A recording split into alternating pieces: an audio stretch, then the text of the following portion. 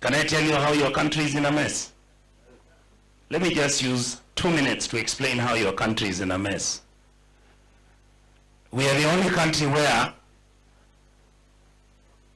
we have a consolidated fund, which is money where all the Republic of Kenya money is kept.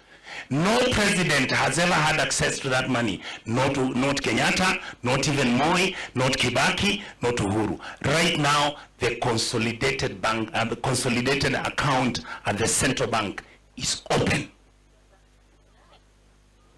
We are the only country in the world where we borrow money, it never lands in Kenya, the money goes and nobody asks anything. 2 months ago, Tony, 106 billion. What happened? Nothing. We are the only country where we take state resources. There's a constitution which talks about the money has to arrive at county government at a certain time. And by the way, when the money arrives in the county governments, depending on which side of government you are, most of our governors are taking all that money. And I'm proud to talk about it because I have the evidence. How can a governor pay 860 million for fueling of cars in a county government? That money inafika kwa county, inarudishwa mahali. We are the only country that has got strategic plan for development, whether it is 2030 Karungo. We are 2030, we are 2045, sindio? Zote zimeisha. Konza city is dead, broke, money has been taken, nobody's working there. Ministry of Health, there are no vaccines, there are no medicines. We don't have a country. We don't have a country. Now we are moving into the military. We have a budget of 3.4 trillion. Now they are going to 4.6 trillion shillings. For doing what? Not a single serious government project. When you ask them where the money is, they say they are paying the debts. When you tell them show much, so as how much you have paid, they don't say. Sasa ndugu wa Kenya, mimi ningependa kumaliza hivi. Nyinyi wazee mko hapa. Kwa hisani yangu binafsi ningependa kuwasihi hivi. Tafadhali mchunge nchi yetu isiende mtoni.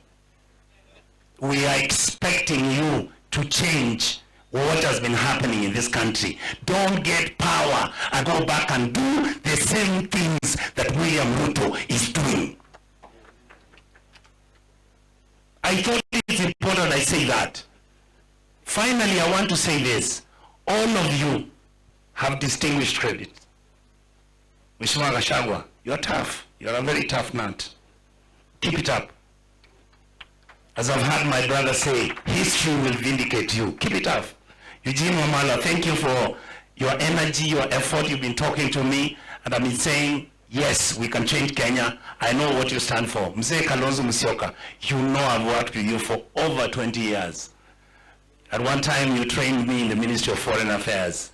I want to tell all of you who are here, this country completely depends and relies on you. All I can promise you is those troops you are going to send, we will work with you, we will sacrifice ourselves. Jana mtu alinipigia simu akasema Onyonka siku hizi sijui unakaa namna gani, hao jamaa anasema hata wanaweza kuja wakupige vikiboko. Me, I have children now, finished school. I don't need money. Honestly, I don't have to steal public money to be where I am. I don't.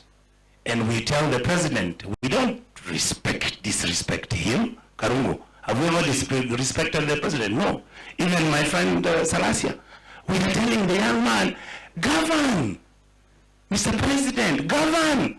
Go and do things in Central, build roads, enable money, take kids to university. When we say university funding model is not working, it's not because we are stupid. It's because somehow you guys do deals to make money out of government deals. When we say SHA and SHIF and SHE are failing, it is not because we hate you. If today I wasn't a senator, how would I go to the hospital? At least the Senate pays for me. There are people who are complaining and saying this thing is not working. When we say all your roads are being done, when like I saw the other day from Nandi County, one of the MPs are saying, boss, this is how I've been seeing my colleagues. One guy gets 1.6 billion shillings to do roads in his place, and me I get 50 million. We can't have a country that is unequal. Honorable Malala, we have to change. We are going to change the DNA. We can't have a country that is based on dealing where corruption money exchanges hands for the 3 years that the government is supposed to work. All they do is share that money in anticipation for elections to come, so that then they can use the stolen money to go and bribe your voters so that the voters can vote for them, and the cycle continues. Isn't that the case? I know what I'm saying is heavy. That is the case. That is where we would pray that we go. Thank you so much, all of you. And I wish to say that we'll continue as a team. And yule ambaye anaogopa shauri yake, sisi tuko. Mungu abariki. Asante.